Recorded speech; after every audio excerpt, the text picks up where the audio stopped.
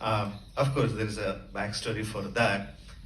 But first, I want to tell you the biggest enemy the director has are the distributors.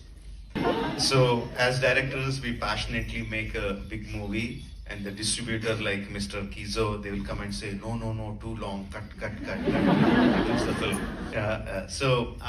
Yeah, initially we wrote how Jenny goes secretly into her uncle's chambers and how he steals the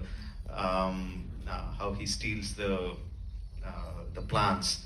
Actually, even before that, we had a scene where Beam approaches Jenny to help him, and then she goes into her uncle's room and she steals the plants.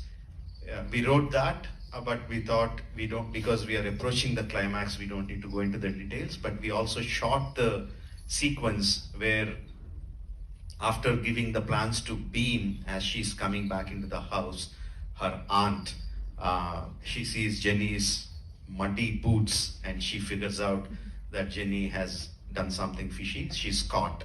So in the initial version, we had a sequence where, after Beam rescues Ram from the jail, and he takes them through the jungle, and when they attack the barracks of the British, then in the original story, the uncle points a gun towards Jenny and asks them to surrender, and before they can actually surrender, he shoots her. Jenny dies in the original version.